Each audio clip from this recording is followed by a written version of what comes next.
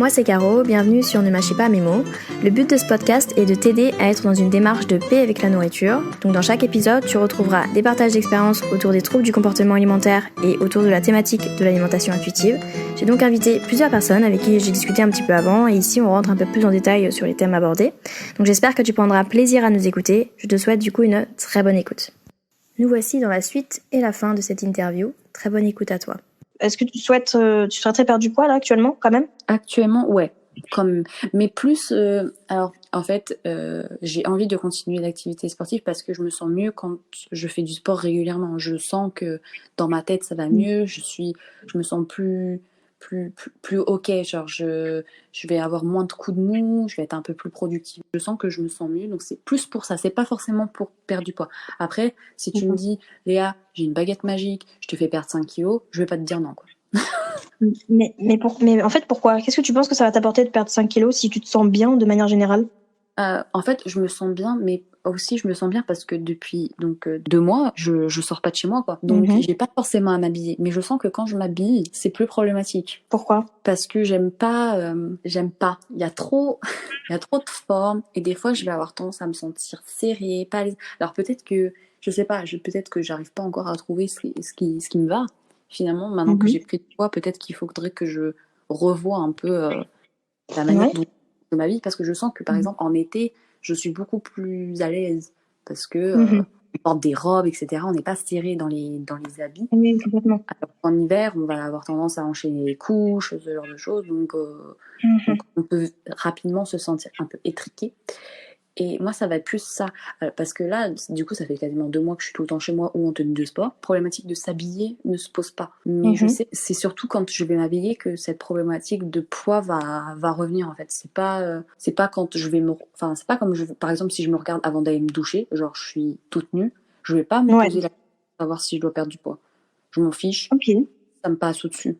Par contre, quand il va falloir que je m'habille, je vais pas forcément aimer l'image que je reflète dans ce dans quoi je suis habillée. D'accord, mais en fait, c'est juste une question de vêtements. Enfin, je dis c'est juste comme si c'est pas facile, mais genre, c'est vraiment parce que peut-être que t'as gardé les mêmes vêtements depuis beaucoup de temps ou t'as changé quand même. Alors non, je suis une consommatrice excessive, tu le sais, car tu le sais, pour la beauté, pour la mode, c'est pareil. Donc, non, j'ai bel et bien changé mes habits, mais je sais pas. En fait, je crois que j'ai aussi ce truc de me dire, j'ai acheté des fringues que j'ai vues avant sur d'autres gens, parce que souvent quand j'ai acheté des fringues, je les ai vues sur d'autres gens, et je les mets sur moi, et je vais faire, ouais, mais ça rend pas pareil. Par exemple, depuis que j'ai pris du poids, tu me verras plus jamais avec une chemise, parce que moi j'aime bien. Bon, après, ça, c'est un autre problème, mais moi, j'aime bien quand les chemises, elles tombent bien, genre quand ça tombe, tu vois, ça tombe. Et il n'y a pas une paire de seins qui est là pour niquer tout ça. La paire de seins, tu l'auras dans tous les cas, ma pauvre. Oui.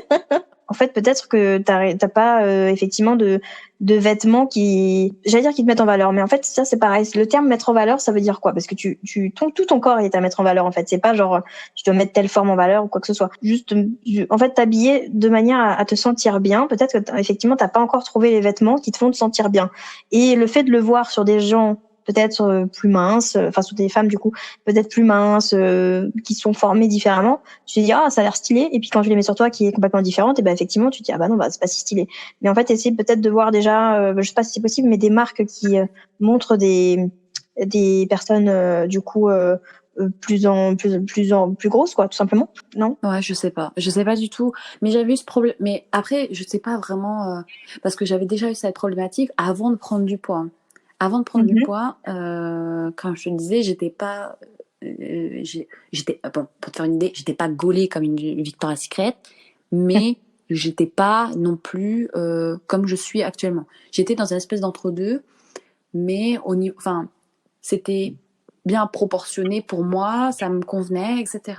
Pour autant, je suis allée aux États-Unis, je suis allée à New York, et je suis allée dans un magasin qu'on m'avait vendu et revendu, donc qui s'appelle Abercrombie Fitch. Et donc je suis rentrée en me disant que si je voulais acheter du Abercrombie Fitch, il faut acheter ça aux États-Unis parce que c'est moins cher.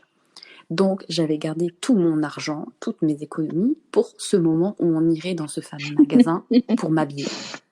J'arrive, je prends ma taille, je vais dans les vestiaires. Je pense que j'avais au moins pour $300 de vêtements. Et Mhm. Je suis ressortie, j'étais avec mon meilleur ami, Baptiste. Et je suis ressortie en pleurs. Et il m'a dit, mais qu'est-ce qu'il y a? Et j'ai dit, il n'y a rien qui me va. Et il m'a dit, mais tu veux pas prendre la taille au-dessus? Et j'ai dit, non. Et on est parti.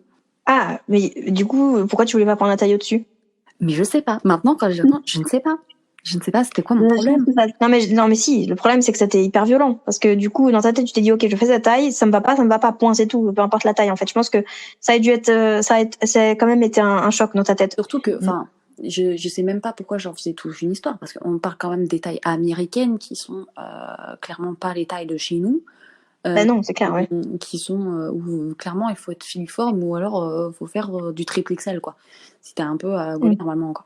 Et moi j'étais tellement dans mon optique que non, je fais un alors je sais plus, je pense qu'à l'époque je devais faire un 36-38. J'avais dû prendre un 36-38. Moi c'est le 38-38, il me va pas. Dans ma tête j'étais là genre en mode ça veut dire faut que je prenne un 40. Genre un 40. Ouais, t'as pas accepté. Il n'y a pas moyen que je mette un 40. Du coup, j'ai dépensé tout mon argent chez Sephora. Comme ça, je me suis dit, au moins, il n'y aura pas de problème de taille. Tu mets un 40, mais enfin, je veux dire, personne. Enfin, je veux dire, si, il y a la caissière qui va voir que t'as pris du 40, mais Ouais, après, c'est sur ton corps, si ça te va, quoi. Personne n'a vu que c'est du 40, tu vois. Aujourd'hui, je mets du 40, hein, je m'en porte bien. Oui, non, mais c'est ça. Et puis oui, se focaliser sur les tailles, de toute façon, on s'en fout, c'est ça qui te va, qui correspond, enfin, qui compte, en fait.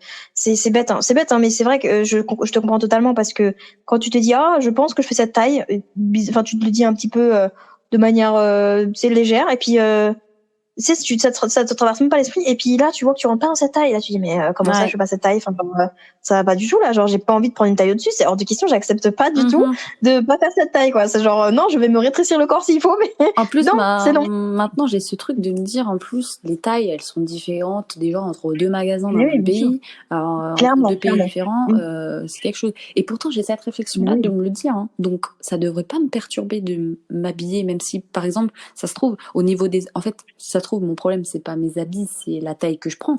Tu prends beaucoup sur Internet? Ouais. Ben déjà, voilà, le premier problème. Ouais. Tu prends sur Internet. Comment tu peux savoir? Honnêtement, j'aime pas trop. Pour le coup, j'aime pas trop faire les magasins. Mais quand je l'ai fait, alors déjà c'est pareil, je pète un plomb quand je fais le magasin parce que je l'ai fait déjà rarement. Donc quand j'y vais, c'est parti, c'est open bar. Laisse tomber. Mais du coup, je vais en magasin parce que je me dis ça sert à rien que je prenne sur les Internet. Je vais absolument pas savoir si ça me tombe bien dessus. Je vais être déçue. Et même des fois, encore une fois, comme tu dis, tu prends une taille et en fait sur ce vêtement cette taille te va et puis sur l'autre il faut prendre la taille au-dessus, tu vois. Ça dépend vraiment du vêtement même pour la taille et aussi de la marque, comme tu dis, entre deux marques tu fais pas la même taille, donc ça sert. En fait, pourquoi on fait des fixettes sur oui je fais forcément du 36 ou du 38 ou du 40. Tu fais peut-être du 40 là et sur une autre marque du 42, tu fais peut-être du 40 là et sur une autre marque du 38, tu t'en fous, enfin genre du moment que ton cul rentre dedans. Je veux dire à un moment genre c'est pas grave, enfin genre ça veut rien dire du coup puisque entre deux marques c'est différent. Qu'est-ce que ça, mais ton corps il a pas changé entre temps, donc ça veut rien dire, tu vois. Tu vois ce que je veux dire? Ouais, donc mais c'est difficile de l'accepter. Enfin là du coup apparemment t'es dans cette optique de... Je suis dans et du coup, ce cheminement, oui, un petit peu. Voilà, dans ce cheminement. Et du coup le cheminement de plutôt aller en magasin directement, surtout sur des marques, je sais pas, c'est possible, hein. Bon après t'habites à Paris, ça devrait être possible quand même de voir le magasin toi en l'occurrence, mais du coup de prendre le temps de tu sais pas une ou 2 heures d'aller faire le shopping et de vraiment tester les vêtements et te dire ok il avait l'air cool là sur le truc, il me va pas trop bien, et ben je prends la taille au-dessus voir si ça me va. Des fois même quand c'est la bonne taille, le vêtement te va pas, hein. Tu auras beau faire ce que tu veux, ça ne te va pas, c'est pas grave, tu passes à autre chose.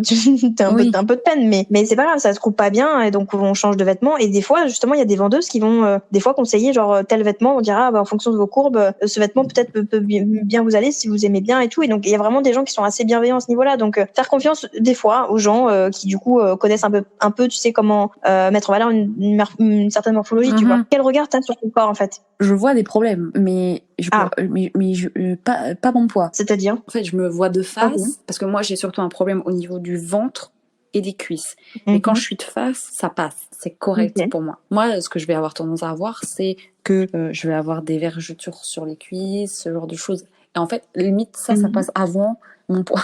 Tu vois? Ah ouais, t'aimes pas ça. Pourquoi? Non, c'est pas élégant. J'aime pas ça. Mais pourquoi tu trouves pas ça élégant? Qu'est-ce qui te fait dire que c'est pas élégant? Je sais pas, je préférais que...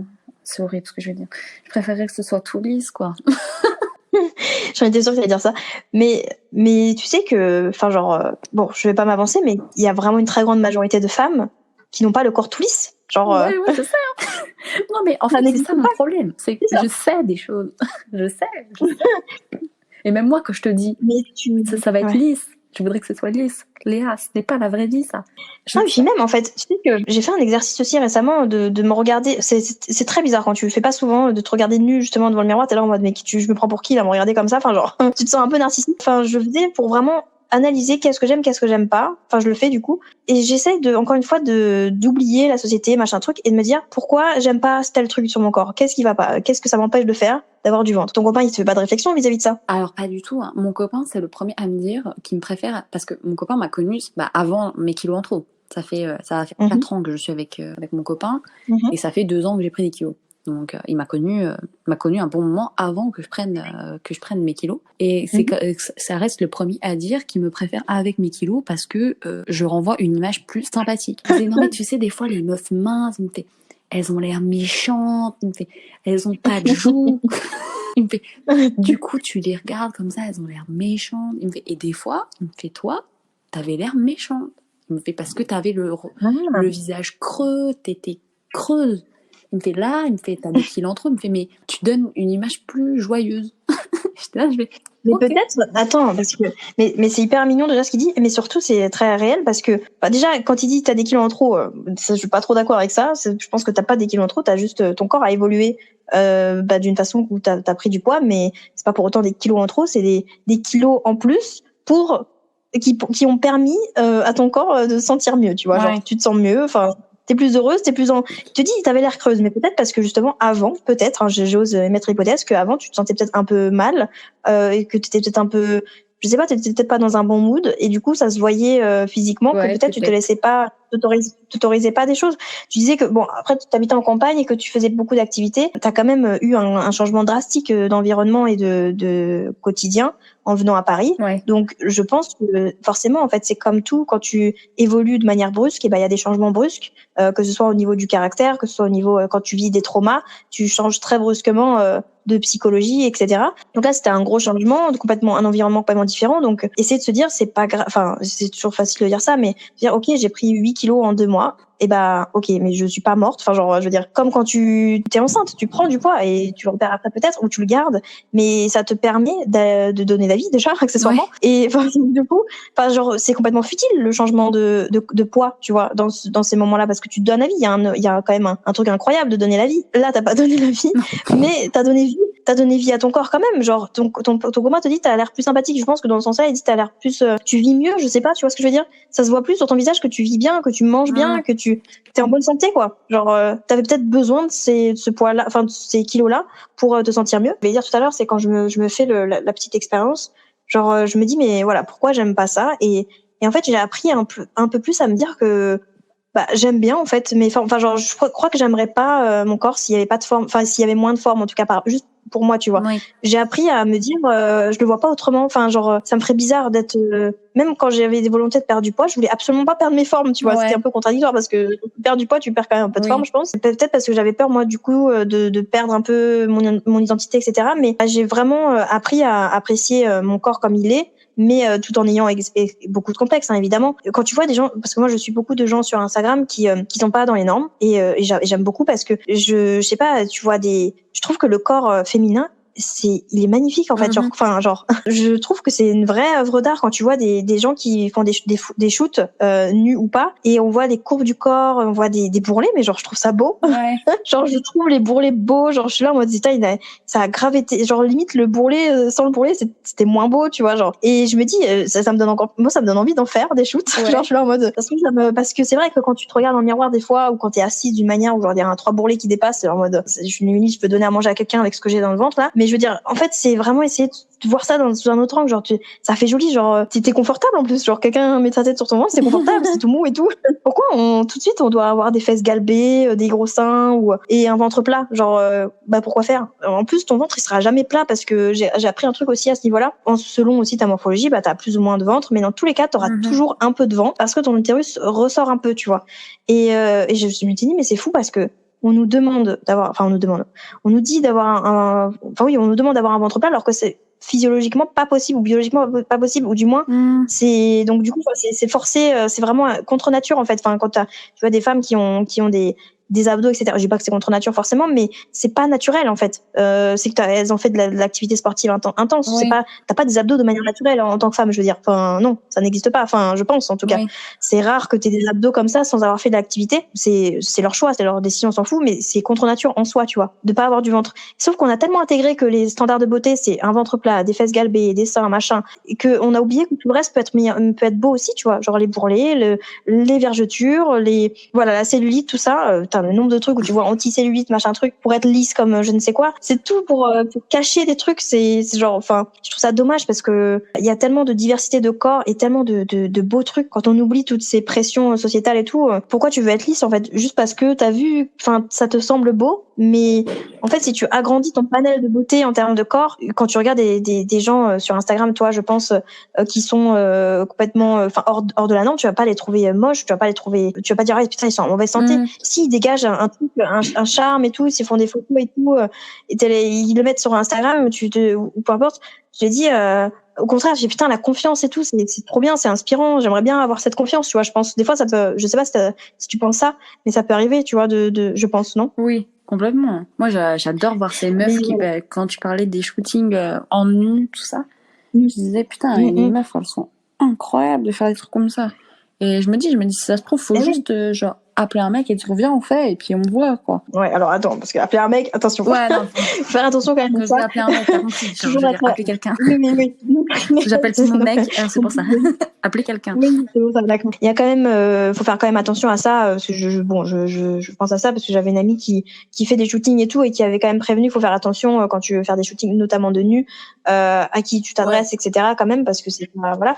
Mais en soi, enfin voilà, si tu vas avec ton copain ou que t'es accompagné, dans tous les cas, je pense qu'il y a pas de problème. Et je pense qu'en termes de confiance en soi, ça donne un boost de malade parce que les photographes, ils sont là pour ça. Ils vont peu importe ton corps, il est beau en fait déjà de base. Donc ils vont juste accentuer ce que tu as déjà, mettre l'entièreté de ton corps en valeur. Et j'avais eu le retour du coup tu sais de Elisa dans le groupe qui avait fait des photos par rapport à ses cicatrices et qui avait dit que depuis ça, elle aimait encore plus ses cicatrices, tu vois. Genre alors que ses cicatrices ont été là, elles ont toujours été là depuis quelques années.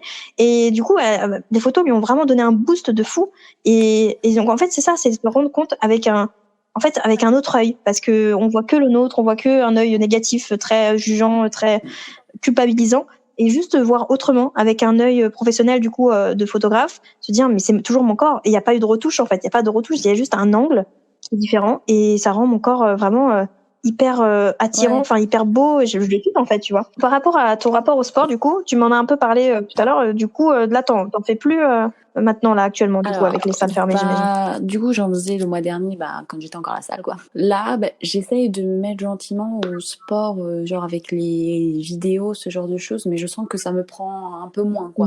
Parce que forcément, y a pas que quelqu'un. Enfin, déjà, moi, j'aime bien les trucs collectifs. J'ai l'impression qu'on est un peu tous là en mode on se motive tous en même temps. Il y a un esprit de groupe, et puis il y a quelqu'un qui est vraiment là pour te motiver, alors que souvent tu regardes une vidéo, déjà le mec il est tout seul, il y a toi, le mec, l'écran, c'est un peu triste, quoi. Ouais, grave. Alors que tu vois, dans le truc de la salle, il y avait cet esprit un peu collectif, on est tous un peu dans la même merde, quoi. Mais il y avait cet esprit collectif, donc j'essaye quand même de faire des vidéos à la maison, enfin j'essaye doucement de passer à ce cadre-là. J'ai un peu plus de mal, je sens que ça me prend moins. Mais quand voilà, de temps en temps j'ai envie de me dépenser, de faire un peu de sport ou de changer la tête, je vais souvent je vais me sortir une petite vidéo comme ça, je vais essayer de trouver un truc un peu sympa, quoi. Mais du coup, mais tu te forces pas quand tu fais chez toi là? Non, je le fais vraiment, comme je te disais, c'est vraiment si parce que ça peut m'arriver d'un coup, je vais être là, je vais dire ouais, j'ai envie de faire autre chose, de me dépenser un peu, etc. Donc souvent, je vais choisir l'option, je vais me faire une vidéo de, je sais pas moi, 15-30 minutes, je vais me mettre dans la chambre du fond, et puis je vais faire ça tranquillement. Mais non, je suis pas dans... Non, je suis plus, en tout cas, dans une optique où je me force de faire du sport pour D'accord. Je me force plus, maintenant je fais du sport quand j'ai envie de faire du sport, et c'est tout, quoi. Qu'est-ce que tu ressens quand tu fais du sport? J'aime bien ce truc de... c'est un peu dégueu. J'aime bien transpirer. J'aime bien ce truc de, D'accord. je suis là, je suis en train de transpirer, j'ai l'impression, au-delà de, forcément, j'élimine des calories, mais au-delà d'éliminer des calories, j'ai l'impression que, genre, je fais le vide un peu, je reset un peu le corps, genre, de tout, Ok. des trucs, genre, quand j'ai mal au dos, j'ai l'impression que quand je fais du sport, j'ai moins mal au dos. Enfin, je sais pas si tu captes ce que je veux dire, tu vois. Je vois tout à fait. J'ai l'impression Ouais, que je suis bien quand je fais du sport. Sur le moment, en tout cas, quand je fais l'activité sportive, parce que j'essaye de faire des trucs parce que j'ai des problèmes d'articulation, donc j'essaie de faire des trucs qui sont pas douloureux pour mes articulations. Donc, en principe, j'ai pas hyper mal, en tout cas, genre au point de mourir. Au niveau de mon corps, je me dépense, mais je suis pas à l'agonie, quoi. Donc, et je sens que le fait de transpirer, j'ai l'impression que, tu vois, je me vide la tête, je me vide l'esprit, je me vide le corps, j'ai l'impression de faire le vide. Et qu'est-ce que t'aimes dans le sport que tu fais exactement là? Tu fais du coup de la muscu principalement? Alors non, du coup, quand là je suis comme ça chez moi là, je fais plutôt des vidéos. Enfin, c'est un peu de la muscu, mais c'est des vidéos sur Ouais. des fonds de musique, etc. Donc c'est un peu de la danse avec de la muscu, ce genre de truc quoi. Donc Ok. l'idée c'est de pouvoir me dépenser. Tu vois, par exemple, le fait qu'il y ait de la musique derrière, ça va avoir un impact sur ma personne. Si j'aime pas la musique qu'il y a derrière, je vais changer de vidéo en fait. D'accord. Ouais, c'est très important. Mais pourquoi tu mets pas, tu peux couper peut-être le son et mettre ta musique à Ouais, toi, mais non? souvent dans les vidéos que je fais, les mouvements ils vont en même temps que la musique. Donc si c'est une autre musique dans ma Ah. tête, je vais avoir l'impression qu'il y a un décalage et ça va Ah oui, m'énerver, tu d'accord. vois. Tu dois des fois de temps en temps changer plusieurs fois de vidéo, non? Oui, oui. À chaque fois, enfin moi sur les vidéos que je mets, en gros, je mets dance workout ou des trucs comme ça. Et souvent ils te mettent le type de musique qu'il va y avoir. Donc comme ça, j'ai pas de surprise quoi. D'accord. Et quel est le but du sport pour toi? Du coup, c'est de se dépenser, être être bien. Pour le coup, c'est souvent quand j'ai envie d'aller au sport. Moi, souvent, j'allais au sport avant, quand j'allais à la salle, j'allais souvent après le boulot. Je voulais un peu sortir du boulot, ce genre de truc. En fait, souvent, c'est quand je suis sur une tâche qui me fait chier. Souvent, je vais avoir envie d'aller faire du sport. Je vais transpirer, je vais me sentir mieux, et après, je pourrai revenir tranquillement à cette tâche qui m'emmerde. Ok, avec plus de sérénité Ouais, d'esprit, c'est quoi, ça. En peut-être. fait, j'ai l'impression que quand je fais du sport, j'ai l'impression un peu de vider les batteries. Et du coup, après, j'ai l'impression que je peux revenir beaucoup mieux, en fait. D'accord. Et ça marche du coup à chaque fois? Ouais. Pour le coup, ouais, parce Ouais. que du coup, je fais mon sport, je suis lessivée, j'ai envie de mourir. Après, je prends une douche et après, je suis au max, quoi. On repart après. Ok. Tu prends du plaisir quand même à faire ce sport-là, du coup. Pour le coup, ouais. Ok. Ouais, j'essaie de pas, j'ai pas encore trouvé le sport, parce que je me sentirais au max du max. Pour l'instant, je fais de la danse parce que j'aime bien la musique, enfin, j'aime bien danser aussi, mais j'ai pas des skills de ouf, quoi. Je suis pas dingue, mais donc j'étais encore en recherche de ce sport où je me dirais que voilà, je suis grave bien avec. Mais je fais pas de sport en tout cas que je sens qu'ils vont être contraignants en fait. Si ça, je sens tout de suite que, par exemple, tout ce qui est avec quand j'étais dans ma salle de sport, il y avait des trucs qui s'appelaient body pump, des trucs comme ça où il fallait soulever des haltères, tout ça. Moi j'ai dit ça, non, je sens que ça va me faire chier. J'ai fait non, ça je fais pas. Donc en fait un peu comme la bouffe, finalement je vais faire que du sport qui me fait plaisir parce que sinon je sais que j'irai pas au bout du truc. Surtout que alors quand on va dans un cours collectif, tu peux pas te barrer comme ça dès que ça te fait chier. Mais quand t'es chez toi comme ça avec une vidéo, c'est d'autant plus facile de mettre pause et puis de retourner dans ton lit quoi. Donc j'essaie toujours de trouver du sport qui me convient et qui fait que j'irai au bout de la séance quoi. Est-ce que tu culpabilises quand on fait pas du sport? Si je culpabilise que j'ai pas fait du sport, c'est que c'est pas forcément que à cause du sport, c'est que je vais vraiment être très peu productive parce que si je me dis que par exemple j'ai pas fait de sport parce que je sais pas moi, j'ai une trop grosse journée, j'ai trop de trucs à faire, etc. Je vais pas culpabiliser. Je vais un peu plus culpabiliser si vraiment j'ai rien fait du tout. Genre si je suis restée dans mon lit de 9h à 17h, en fait je vais un peu culpabiliser de tout. Enfin je vais surtout culpabiliser d'être restée dans mon lit, pas spécialement de pas avoir fait de sport. Mais je me dis par exemple, voilà, de 9h à 17h, j'avais clairement le temps de me faire une séance. J'aurais pu me faire une séance pour me lancer, tu vois. Et après faire d'autres trucs. Donc je vais pas, mais je vais pas me dire ah là, j'ai pas fait ça, ça va pas du tout. Avant j'étais un peu plus comme ça parce qu'avant je suivais un programme sportif et j'étais un peu plus comme ça. J'étais un peu plus dans parce que forcément donc quand t'as des programmes comme ça, bah t'as une séance. Moi c'était une séance par jour pendant 5 jours. Donc en fait je faisais du sport du lundi au vendredi et il y avait 2 jours de repos le samedi et dimanche. Ah, si j'avais le malheur de rater une séance, par exemple si je ratais la séance du mercredi, et ben le jeudi je faisais la séance du mercredi et la séance du jeudi. Parce que sinon, Ah j'avais oui, ouais, l'impression non, mais que j'avais niqué le programme, il fallait recommencer tout le début. ouais. Alors que maintenant, je suis moins dans cette optique-là, je me dis, c'est ok, quoi. Mais même si tu restes une journée entière de 9h à 17h dans ton lit, peut-être que tu avais besoin de te reposer Alors, en cette journée-là, effet, c'est pas très grave non plus. c'est pas grave non plus. Enfin, c'est pas grave d'avoir des jours où on fait rien. Je suis totalement d'accord avec toi. Mm, mm. Mais je vais un peu plus avoir, en fait, je vais un peu plus avoir ce sentiment de culpabilité d'être restée dans mon lit, enfin, de pas avoir fait ma séance de sport, dans la mesure où j'avais le temps, entre guillemets, de le faire. Tu vois ce que je veux dire? Très souvent, quand je fais pas mon sport, c'est souvent parce que j'ai du mal à me dégager du temps, notamment quand je travaillais. Ça m'arrivait quand même plus régulièrement d'avoir la flemme d'aller au sport en soirée que si par exemple le matin j'avais rien, que je pouvais aller faire mon sport le matin et après aller en cours. Ouais, je comprends.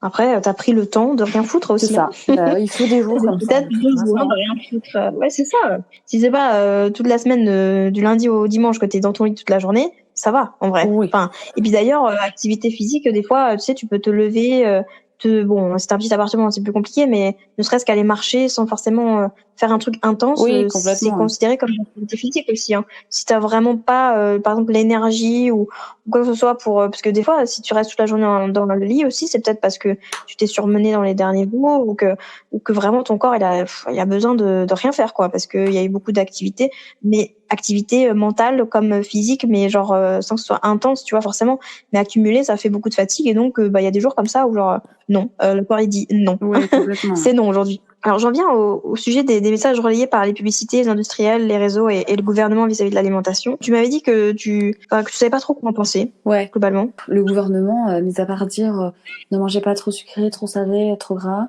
et mangez 5 produits laitiers par jour, et les produits laitiers c'est bien, et les fruits et légumes. Si on doit résumer un peu ce que le gouvernement fait, c'est un peu ça. Ça me passe un peu au-dessus d'ailleurs. Enfin, j'ai pas grandi dans... Enfin, ma mère n'a jamais été là à nous dire il faut manger 5 fruits et légumes par jour, les produits laitiers, tout ça, tout ça. C'est pas, par exemple, c'est pas un message que ma mère a pris à la lettre, en tout cas pour nous élever, par exemple. Après, sur les réseaux, je pense que ça encore, c'est un peu compliqué. Ouais. Les réseaux, c'est... En fait, ce qui est fou, c'est que les réseaux, ça a commencé à un stade, et après, où il y avait beaucoup de food porn, ce genre de trucs, où il y avait beaucoup de gras, où il y avait beaucoup des burgers avec du fromage, ce genre de trucs. Mais maintenant, je me rends compte qu'avec les années, il n'y a plus ça. Ou alors c'est vraiment sur des comptes un peu spécialisés, genre des comptes qui vont montrer des restaurants, ce genre de trucs. Mais que sinon, si dans ton assiette, il n'y a pas au moins un demi-avocat avec un peu de salade, t'es pas au top, quoi. C'est ça. Exactement. Est-ce que tu penses que ces messages peuvent avoir comme effet sur les gens, que ce soit le gouvernement ou les réseaux? Qu'est-ce que tu penses que ça peut avoir comme effet? Le gouvernement, j'ai l'impression qu'il n'y a pas spécialement d'effet. Alors après, peut-être que c'est parce que moi, de mon côté, il n'en a pas. Mais j'ai l'impression que le gouvernement, ça passe un peu au-dessus de tout le monde. J'ai pas l'impression que... Surtout qu'en plus, maintenant... moi, par exemple, les produits laitiers... moi, personnellement, le lait de vache, très peu pour moi, quoi. Et puis en plus... moi, ça me fait mal au ventre, etc. Et puis c'est pas pour rien. Enfin, le lait de vache, c'est fait pour les veaux, hein, c'est pas fait pour les... Enfin, bref. Mais moi, ça me fait mal au ventre, etc. Je vais pas bouffer des produits laitiers pour te faire plaisir. Ça fait tellement longtemps qu'on rabâche les produits laitiers sont nos amis pour la vie. C'est bon.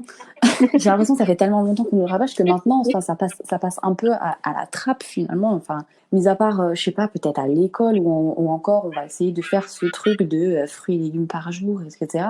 Mais j'ai pas l'impression que ce soit un standard dans les familles. Par contre, on aura beau dire ce qu'on veut, mais les réseaux sociaux, c'est vraiment c'est une poubelle où il y a tout, quoi. Le truc, voilà. Après, il y a tout. C'est bien parce que c'est très diversifié, mais il y a quand même une tendance où si tu veux suivre un peu les meufs à la mode, genre... Alors, moi, je les suis, hein, je vais pas mentir, je les suis parce que j'aime bien. Mais tu suis les Chloé B, les Caroline Receveur, tout ça. Voilà, il y a du quinoa, et puis il y a de l'avocat, et je sais que ce genre de truc... Enfin, moi, avant que je vois de l'avocat sur Instagram, tu me faisais pas bouffer un avocat. Tu vois, moi j'étais là, je fais de l'avocat. Mais maintenant, tu vois, c'est stylé l'avocat. Bon, après, c'est bien parce que maintenant je me dis, s'il y avait pas eu Instagram, j'aurais jamais su ce qu'avait le goût d'un avocat. Mais quand bien même, ça veut quand même dire que ça impacte quand même assez facilement les goûts et les choix des gens, quoi.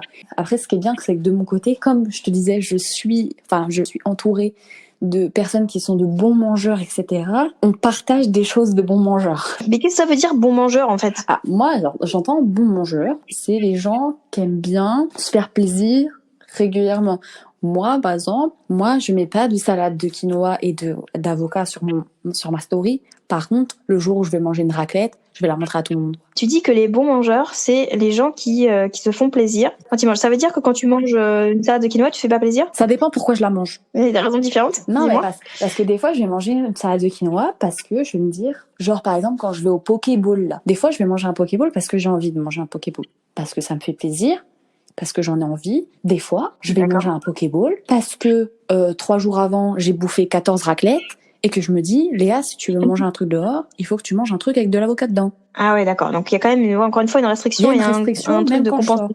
Donc c'est ça le problème. Et je me dis en plus, le pire de ça, je me dis, c'est pas grave Léa, en plus, même si t'en as pas trop envie et tout, au moins tu la foutras sur Instagram et puis ça fera joli, quoi. Ouais. Tu vois? Donc toi-même, en fait, t'es un peu influencée aussi, mais toi, moi, du coup. je suis le mot influence. Je m'appelle Léa influencée Dupuis. J'en rigole, mais je devrais pas. Mais moi, je suis un pur produit de la consommation. Je suis un pur produit des réseaux sociaux, etc. Mais après, ce qui est bien de mon côté, c'est que j'ai vécu ça, l'arrivée des réseaux sociaux, etc. Je l'ai vu arriver, mais je suis assez vieille, entre guillemets, et ça fait quelques années maintenant que je suis sur les réseaux, donc j'ai la capacité de me dire, Léa, il faut varier ton contenu. Et je sais qu'il n'existe pas que ça. Parce qu'il y a des gens aujourd'hui qui débarquent sur les réseaux et pensent qu'il n'y a que ça. Ils pensent qu'il n'y a que les avocats. Je pense par exemple à des gens comme, je sais pas, ma sœur, elle va avoir 18 ans, elle pense qu'il n'y a que les avocats dans la vie. Les avocats et le sport. Bah non, il n'y a pas que ça. Il y a aussi plein d'autres gens. Mais non. Moi, en fait, je suis influencée, mais j'arrive quand même à être influencée de manière raisonnée. J'arrive à me poser des questions quand il faut me poser des questions. J'arrive à me dire, Léa, tu fous quoi là? Je me dis, quelqu'un de 15 ans va pas se poser cette question-là et il va aller bouffer des avocats alors qu'il aime pas les avocats. Oui, mais c'est ça. Mais encore, je reviens sur ça parce que ça me perturbe. Mais quand tu dis bonne mangeuse et que du coup tu qualifies le fait de se faire plaisir, en fait, tu me l'avais un peu dit aussi avant, mais tu disais que tu avais du mal à associer le plaisir aux légumes. Ouais. Quoi qu'il en soit, en fait. Ouais. Mais pourquoi? Je sais pas du tout.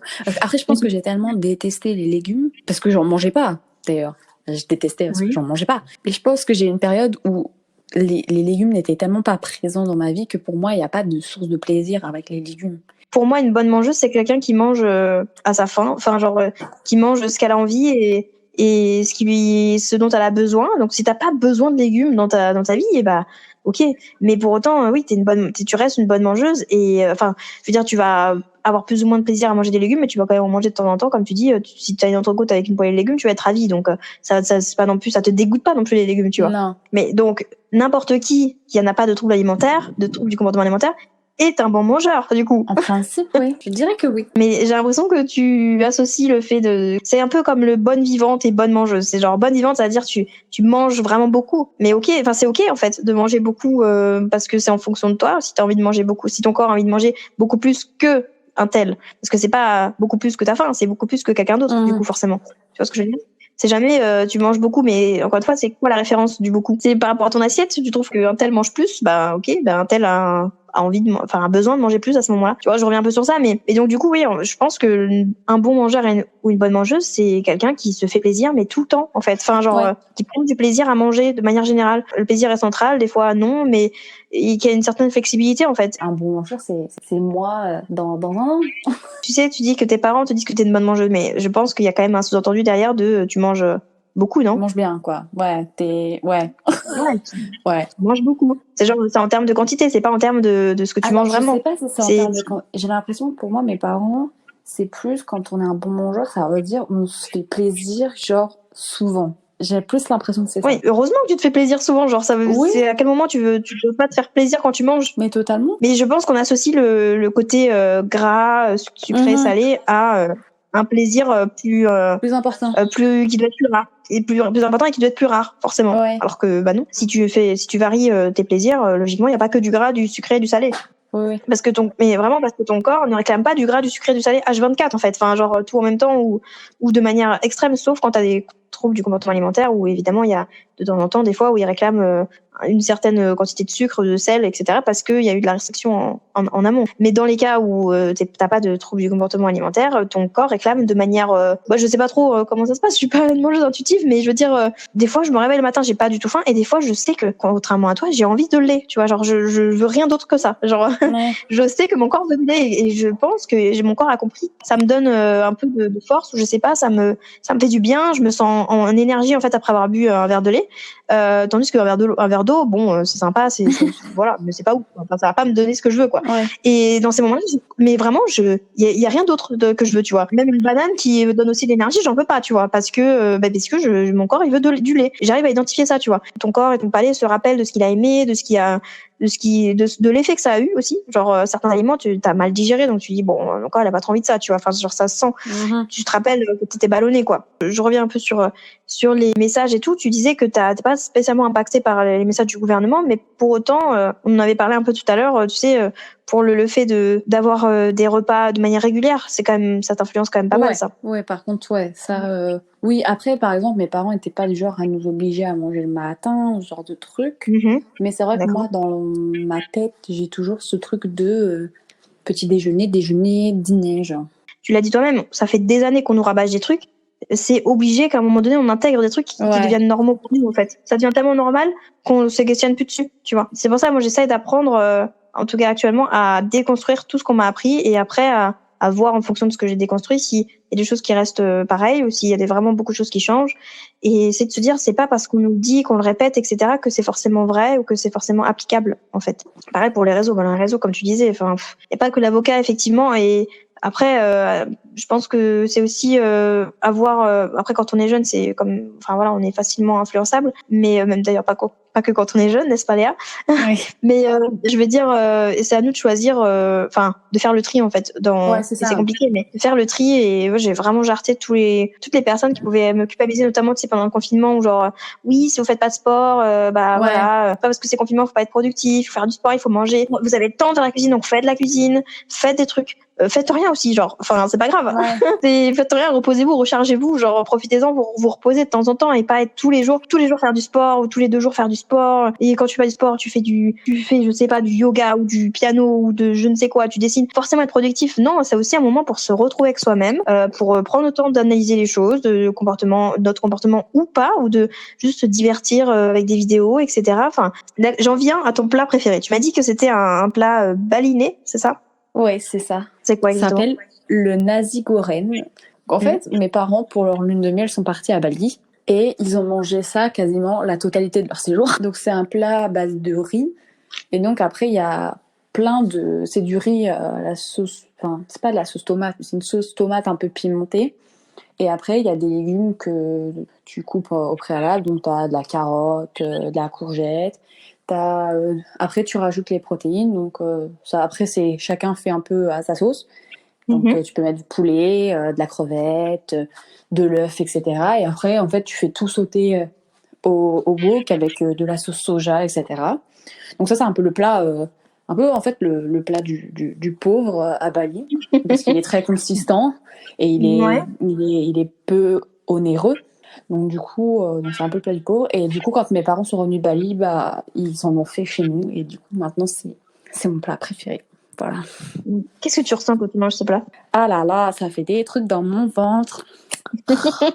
Pourtant, il y a de tout dedans, tu vois, il y a des légumes et tout. Alors pour le coup, c'est hyper complet. C'est clair. C'est très complet. Mais je sais pas, j'aime trop, genre. Ben oui, tu prends du plaisir, donc... Et il y a des légumes dedans. Et je pense qu'en plus, je prends d'autant plus de plaisir que c'est ma mère qui le fait, que je vois pas ma mère tout le temps. Donc, ma mère, à chaque fois que je viens en Charente, elle me fait du nasi goreng, genre, à chaque fois. Mais je viens peut-être, peut-être 3 fois par an, 4 fois par an en Charente. Ah ouais. Du coup, c'est vraiment je pense qu'il y a aussi de ça, du fait de me dire c'est mon truc. Parce que en vrai, je pense que Je crois que des restaurants balinais, il y en a sur Paris. Et pour autant, j'y suis jamais allée parce que j'ai trop peur d'être déçue. Bah, c'est sûr que le plat de la maman, là, ça égale rien. Bah ouais. Alors que ça se trouve, je vais aller à Bali, je vais manger un nasi goreng, je vais trouver qu'il est pas bon parce que c'est pas celui de ma mère. Mais oui, mais bon, il y a l'amour en moins, quoi, de ta mère, je veux dire. Ouais, c'est ça. Il manque l'amour. L'ingrédient principal, l'amour. C'est ça. Qu'est-ce qui t'apporte ce plat en termes physiques, psychologiques et tout? Physiquement, il me nourrit bien. Je me sens rassasiée quand je l'ai fini, quoi. Ma mère, elle fait des bonnes... Forcément, il y a que du riz. Après, c'est des petits bouts de viande ou des petits bouts de crevettes, etc. Donc, il y a une quantité généreuse, je dirais. Donc, je me sens toujours rassasiée quand j'ai fini mon nasi goreng. Je me sens toujours très bien. Et psychologiquement, je sais pas. Genre, juste, ça me procure du plaisir parce que aussi, encore une fois, je pense que j'en mange pas souvent. Et j'ai toujours ce truc de me dire, c'était mon moment, genre. C'était mon moment, c'était là, c'était maintenant. Et en plus, pour le coup, je pense que c'est un des plats que je mange le moins vite parce que pour le coup, en fait, je le prends, voilà, je le savoure. Ah ouais, mais ce serait incroyable que ta mère s'apprenne à faire ça, non? Ah bah oui, vraiment, vraiment. Bah voilà, tu sais ce que mettre dans ta liste de choses à faire. À chaque fois, en fait, il a un goût différent le nasi goreng parce que ma mère, elle a pas de, elle a pas de grammage, elle fait au feeling. Qu'est-ce que la nourriture t'apporte de manière générale? De manière générale, ça me nourrit, ça me fait vivre déjà.